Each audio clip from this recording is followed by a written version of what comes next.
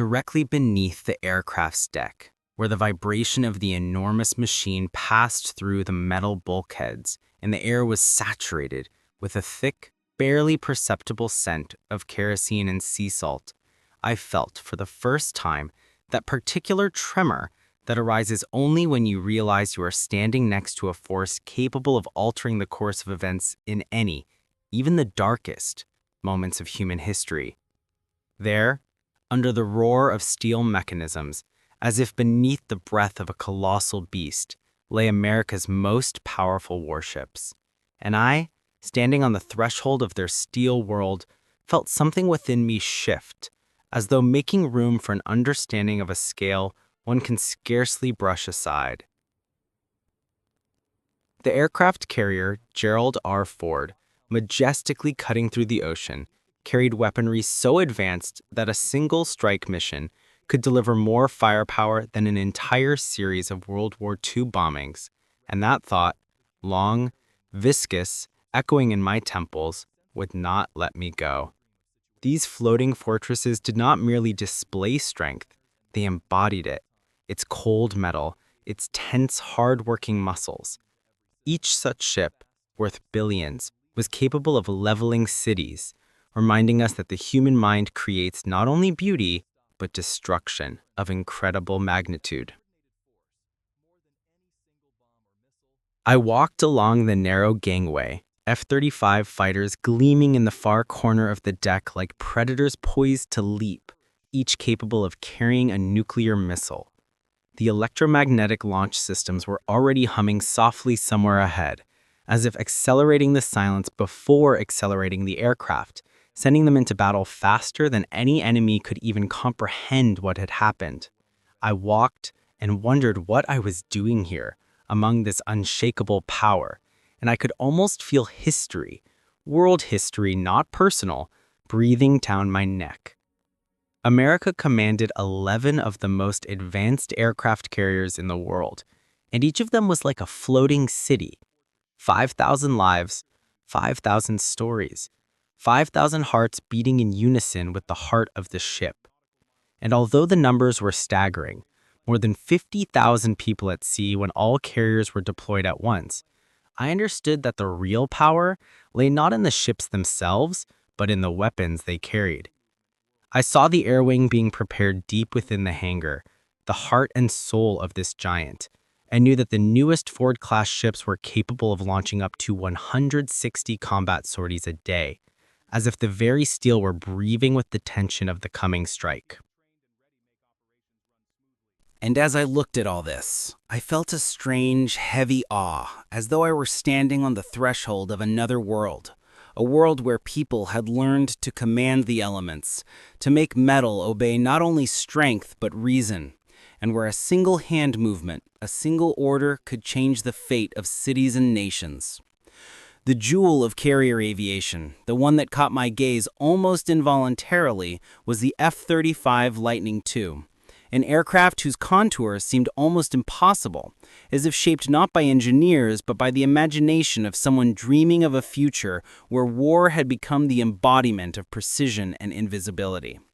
I walked along its dark fuselage, and it seemed to me that it absorbed the light around it, dissolving shapes and lines, as if rehearsing in advance the very disappearance that makes it invisible to enemy radar. Each such aircraft cost an astonishing amount, but looking at it, I understood. Its value was measured not in numbers, but in what it could achieve in battle, outpacing the enemy by such subtle fractions of a second that they never had time to realize their own doom. The advanced sensors hidden in its facets could detect threats even before the enemies realized they had become threats themselves. But the most unsettling thing was that this quiet steel phantom could carry nuclear weapons, a thought that sent a chill over my skin even in the warm air of the hangar bay. And standing next to it, I suddenly felt with complete clarity the fragility of the human world, for a force capable of protecting can just as easily destroy. But the F-35 was not the only warrior on this deck. A little farther on, like elder brothers proven by time in battles, stood the FA-18 Super Hornets, aircraft that combined brute strength with flexibility, allowing them to shift from air combat to ground strikes within a single mission. I saw technicians checking the pylons where heavy Mavericks, swift sidewinders, and large bombs could be mounted, and suddenly felt an almost fatherly warmth toward these machines, as if toward old acquaintances who had survived decades and still held the line. But the year 2024 brought something entirely new, and when I first saw the long, sleek bodies of the AIM-174B, my heart seemed to skip a beat. This missile promised to change the rules of the game. Built on the basis of the SM-6, it could strike targets at such distances that enemy pilots already believed themselves safe, while American missiles were already racing toward them, hidden by a speed beyond human reaction.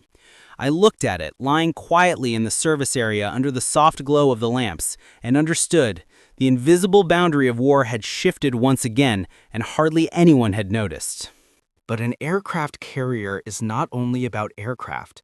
When I climbed higher and saw the email's electromagnetic catapults, it felt as though I were standing before a miracle of engineering thought. These systems launched aircraft more smoothly, more powerfully, and faster than the old steam catapults, reducing stress on the airframe and allowing fighters to take to the sky with heavier ordnance. I ran my hand along the smooth surface of the guides and felt how the ship pulsed with that very energy, 3 times greater than that of older carriers, energy created specifically for the weapons of the future. I paid special attention to the new type weapons elevators, 12 enormous, almost silent platforms capable of lifting tons of ammunition from the depths of the ship in a matter of minutes. I watched one of the elevators raise heavy missiles and understood the speed at which these machines worked meant life for the pilots, who could land, rearm, and return to battle before the enemy had time to regroup. But the true destructive power lay not in each individual system, but in how they all worked together. When I saw the E-2D, that strange, almost awkward-looking aircraft with its massive radar dome, I realized that it was the eyes and ears of the entire strike group. It detected the enemy hundreds of miles away, guided fighters, assigned targets, like a conductor of a vast orchestra of war. And right beside it, like its shadow, stood the E-18G Growler, an aircraft capable of turning enemy radars and communication systems into useless static. Its pilot said the Growler fought not with missiles, but with silence. Silence that robbed the enemy of hearing, sight, confidence. Silence that made American strikes inevitable. The defensive armament of aircraft carriers, surrounded by the constant breathing of the ocean, always filled me with a special sense of awe and unease, as though I were looking at guardians whose resolve would never falter. When I first saw the legendary phalanx mounts, those compact, snow-white domes with coiled readiness inside, it became clear why sailors called them the ship's last hope. Their 20mm Gatling gun, capable of spitting 50 rounds per second, turned the air before the ship into a dense wall where each bullet became part of a single, rotating tornado of tungsten. I imagined an enemy missile racing toward the hole and the phalanx meeting it with fire, never doubting for a moment that such a defender was hard to trick or overwhelm. Beside them, barely noticeable behind the utilitarian appearance of the launchers, hid the Sea Sparrow missiles, another defensive perimeter. They were designed to intercept those very high-speed threats that could break through the outer defenses. And I saw specialists carefully checking their dual guidance systems, infrared and radar. This blend of technologies made the missiles not just weapons, but a living guard that saw the world in 2 spectra at once, catching the slightest movement in the sky. But the true miracle of engineering lay inside the ship, above and below the levels to which few guests were ever admitted. When they showed me the AN-SYP-3 and AN-SYP-4 radar complexes, I suddenly felt as though I were looking not at metal antenna panels, but at the heart of the ship, pulsing with the cold glow of countless screens. These multifunction radar systems could track hundreds of targets simultaneously. Aircraft, missiles, drones, even a tiny periscope that might surface above the waves for only a moment. And all of this at distances where human vision was powerless.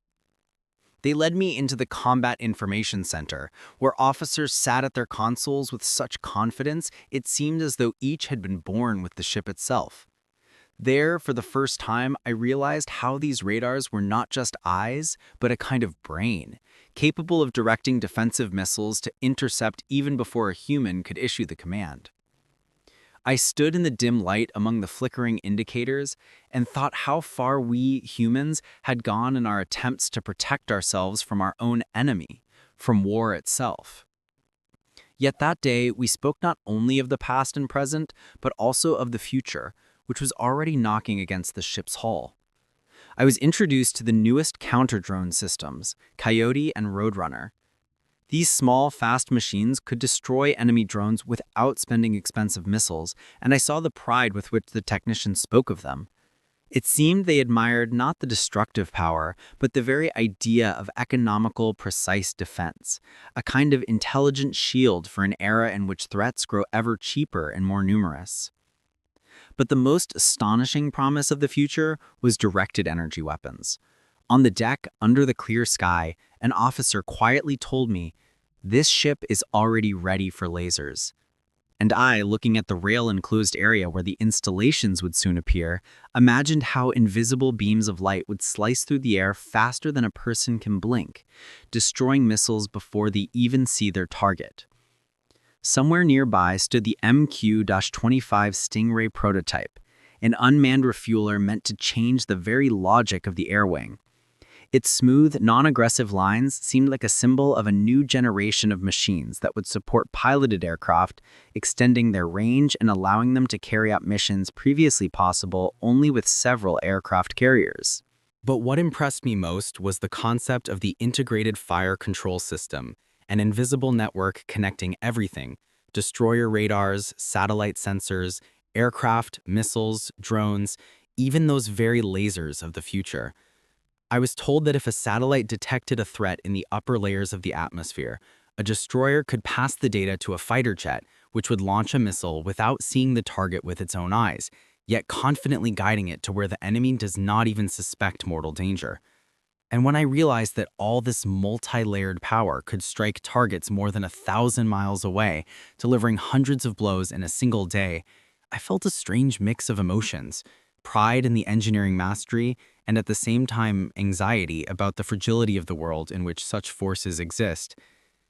The escort ships accompanying the aircraft carriers seemed to me like invisible guardians that move alongside not for honor, but for that same unseen yet vital support without which no carrier could be what it is. When I first saw the silhouettes of Arleigh Burke-class destroyers quietly cutting through the water against the backdrop of the sunset sky, it seemed to me that they moved not by the will of their crews, but by their own resolve to stand in the way of any threat daring to approach. These ships carried SM-2, SM-3, and SM-6 missiles, each of which I imagined as a separate voice in a choir, where some can shoot down aircraft, others intercept ballistic missiles, and still others strike targets both in the air and at sea, turning the destroyer into a universal warrior, ready to fight wherever it is needed most.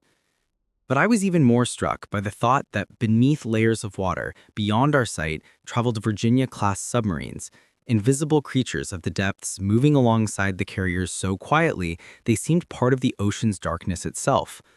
Their Tomahawk cruise missiles could destroy land targets hundreds of miles away, and their crews could track enemy submarines with the same cold precision with which a hunter in the forest tracks prey by a barely audible rustle.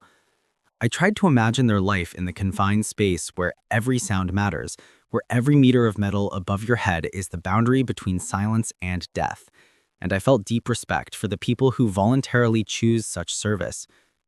But none of these weapon systems could exist without the people whose training seemed almost superhuman. I witnessed American crews training to launch and recover aircraft in any weather, at night, in rain, and in gusting wind, as though the elements themselves were their eternal exam. They practiced scenarios with multiple incoming threats, as if performing a complex dance among numbers, signals, and commands. And I understood. It is their confidence that makes these machines not just metal, but weapons capable of operating flawlessly under pressure when every second decides the fate of an entire region. The logistics that sustain this power were no less astonishing. The supply ships, which at first seemed to me like ordinary cargo giants, turned out to be mobile arsenals carrying thousands of spare parts, millions of rounds of ammunition, hundreds of missiles. They would approach the carrier in the open sea, transferring fuel, food, and equipment as if two enormous steel birds were exchanging life energy right among the waves. Without them, this entire floating city would cease to be a force. And I suddenly realized that even the mightiest power depends on the modest yet tireless hands of those who remain behind the scenes. And when the conversation turned to real combat operations, I was told about recent events in the Red Sea. There, among restless waters, American aircraft carriers repelled hundreds of drone and missile attacks. Defensive systems intercepted threats with a precision that made it seem as though each of them had long been studied and documented in textbooks. And strike aircraft destroyed launch sites and command centers from which ships were being targeted. I listened and felt how the weight of reality settled over the brilliance of technology. All this is not just a display of strength, it is work. Daily, dangerous, requiring courage and endurance. But perhaps what stayed with me most was not the number of missiles or the miles of operational range, but the psychological effect of the presence of a carrier strike group. I was told that when such a steel giant appears on the horizon, many potential adversaries begin to reconsider their decisions, realizing that aggression could turn into catastrophe for them. On one hand, weapons capable of destruction. On the other, their presence, which keeps the world from collapsing. And in this duality, I saw not only power, but also the responsibility carried by these ships. The engineering thought behind all this seemed almost fantastical to me. Electromagnetic catapults, stealth fighters, radars capable of seeing the invisible, the lasers of the future. All this spoke of decades of work, research, testing, failures, and victories. And in every screw, every circuit board, every engine, I sense not only the cold precision of engineering calculation, but also the heat of human determination. The crews who operate this weaponry are volunteers, ordinary men and women who chose a path of service, who chose to study and tame machines almost unmatched in complexity on Earth. Watching them work, I understood. True power lies not only in metal, but in the people who turn metal into a living force. And when the conversation shifted to the future, I felt as though I was standing on the threshold of a new era. Hypersonic missiles, artificial intelligence, space-based sensors.